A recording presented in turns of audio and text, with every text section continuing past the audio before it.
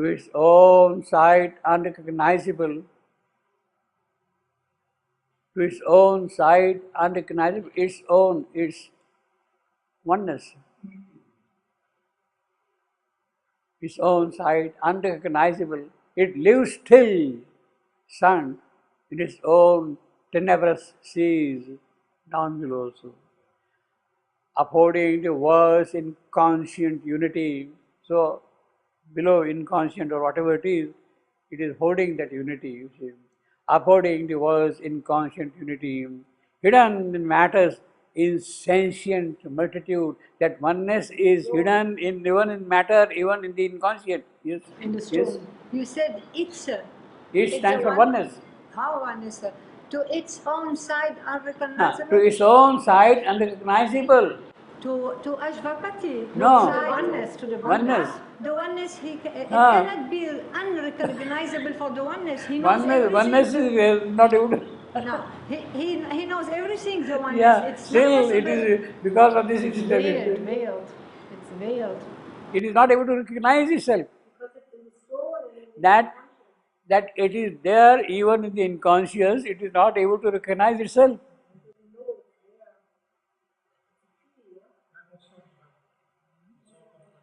That's why we don't know. If it would be in the inconscient, we would know that. Let me. Okay, exactly. Its own side. If it would not be. But it's on site. I understood. It's for. No. It is oneness. See, for even there the boundless oneness dwells to its own side, to the side of oneness itself. It looks unrecognizable that it is present in the inconscience. In fact, that is what the. But even the divines, he Yeah. is everywhere. I accept. But he is. He doesn't recognize No, himself. because he has become inconscient. Non, oui, mais il est dans. Because he has become. Because he has become inconscient. Yes, he has become inconscient. Maybe he has forgotten himself. The divine, even when he manifests himself in the matter and the inconscient, Yes. he's still the whole Brahman. It's projected himself. It's sad in the manifest, but he cannot be himself inconscient. He's still whole. You see, the very meaning of your word, inconscience means he has lost himself totally from himself. He has forgotten himself totally. So when you live in the inconscience, you do not recognize that you are one. Me. Huh? But the oneness, when you speak about the oneness, if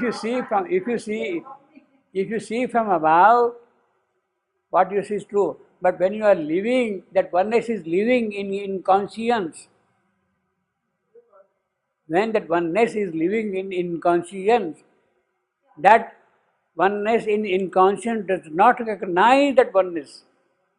we have to discover that again. Yeah, again. Yoga. That's the yoga. Yeah.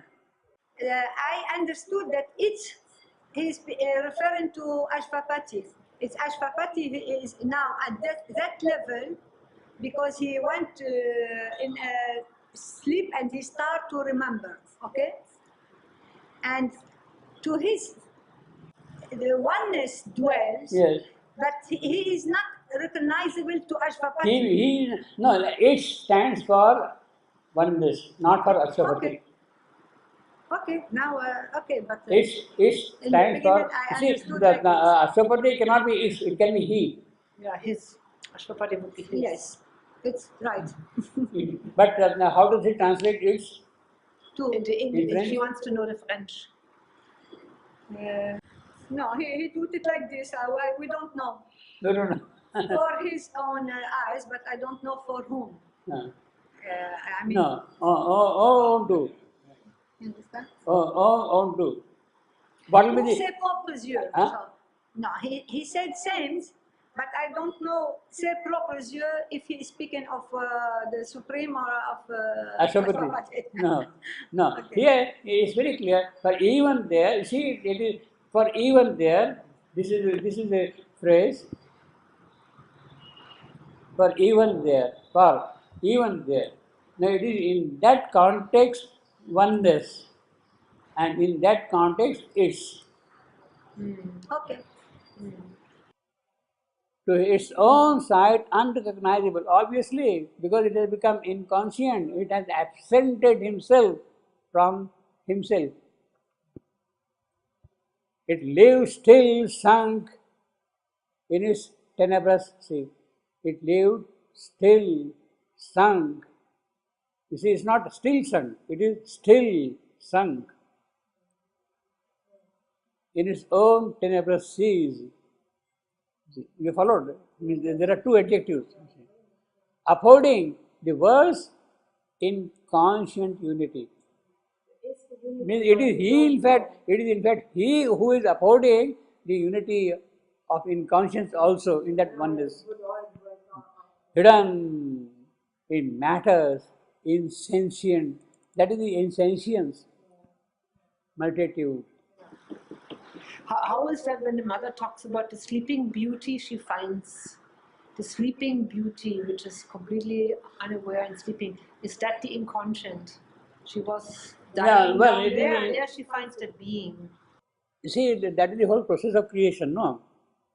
How it started, he is tracing here quickly, indicating the story of creation, how the divine plunged into the void and got lost there. That is what it means. The divine got lost into the void. Therefore, he has lost himself. His memory is not there. He has become forgotten completely of everything. Now, it is the divine power also which was with him, who is now slowly emerging and waking him up. Up, up, up. You see. That is the story of creation. This seed self, in fact, he is tracing it. This seed self, which was there now, its own indeterminate. There are no means it's a kind of a blank. You can't. There are no names. There are no forms. There are no features. There are no qualities. Nothing. That is indeterminate. Forfeits his glory of divinity. That is the story of creation. Concealing the omnipotence of its force, concealing the omniscience of its soul. That oneness has become the inconscient force, that oneness has become the inconscient being. Because it is concealing, therefore it cannot recognize.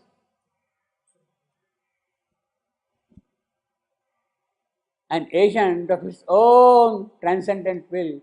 So what is there now, he is the agent of his own. It is because of his transcendent will he has become this. It merges knowledge in the inconscient deed, accepting error, sorrow, death, and pain. This is exactly what the mother says. The four powers separated from themselves, they became their opposites. Truth became error, happiness became sorrow, life became death.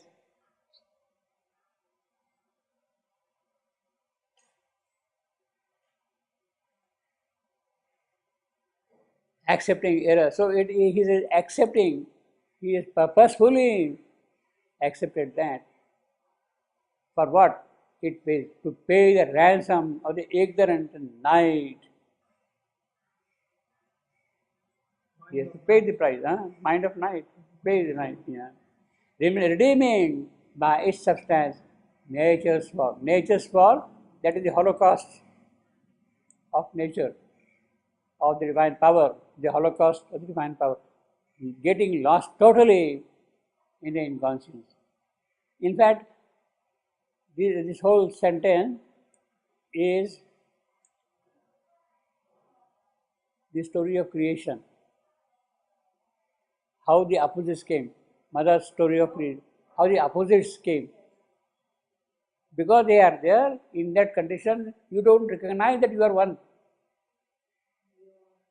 It is out of your sight, what we have seen earlier. To its own sight, unrecognizable. So when you are in this condition, you don't recognize that oneness. You see. Himself, now, himself stands for Ashwapati. He is coming back to Ashwapati. Himself he knew, and why his soul had gone into earth's passionate obscurity.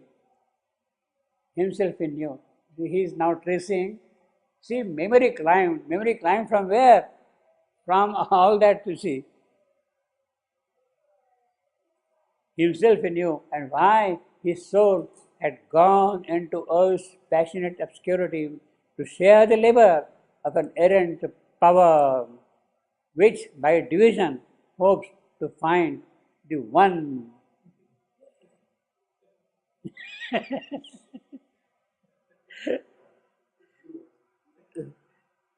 By division, see, out of oneness, how do you produce multiplicity?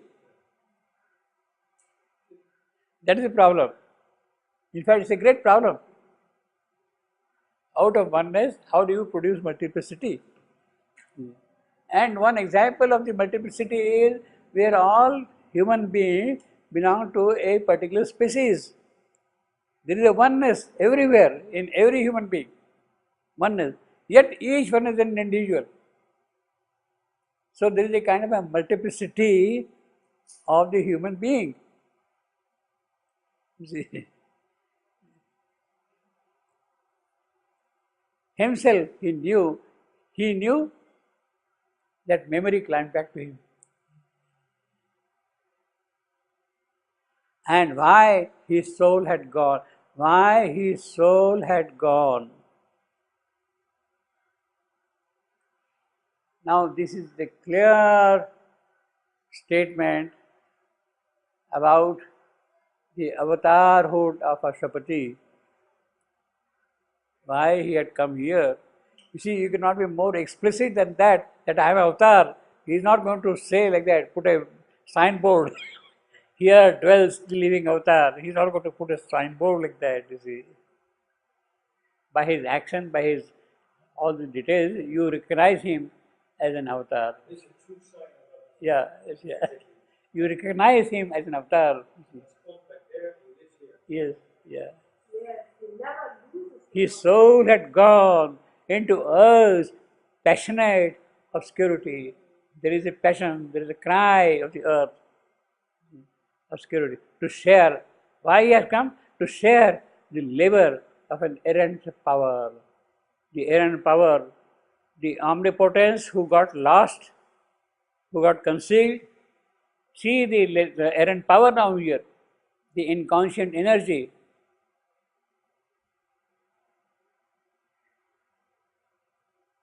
To share the labor of an errant power. So she is fumbling, she is trying, she is experimenting, she is manipulating all kind of things. So there are all kinds of difficulties and obstacles and all that thing. So he is sharing her labor now. And it's a real remarkable thing that in spite of this total inconscience, she has brought out matter, she has brought out life, she has brought out mind out of total inconscience. That is the power. By error and trial, she has really brought the man now in the picture, see, human being, to the evolution. Even the very first step of the appearance of matter is itself a very, very big jump out of total nothing to bring out matter. Then in matter, life. Then life in matter, mind. But that is not going to stop. So there should be her work taking her forward. Now it is that work which he is sharing, Ashwapati, to share the labor of an errant power, which by division hopes to find the one.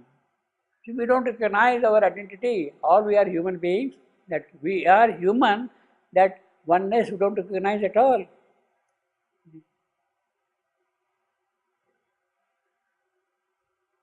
So, because he has come here, taken this position, two beings he was. He, of course, now again stands for Ashapati, the incarnate, supreme. Two beings he was. One wide and free above the Supreme Self. One struggling, bound, intense, is portion here. So this is the clear description of his avatarhood. He is the divine, but he has purposefully taken the load of the struggling world. One struggling, bound, intense. Unless he takes this load, there is no possibility of redeeming the plight of this world. Therefore, he takes it. He labors with her, with the ignorant force. A tie between them still could bridge two tie between them, between these two beings. His above self, his incarnate being, and his being here. A tie between them could bridge two worlds, this world and that world which he has newly created. So he is the link between these two. There was a dim response, a distant breath. All had not ceased in the unbounded hush.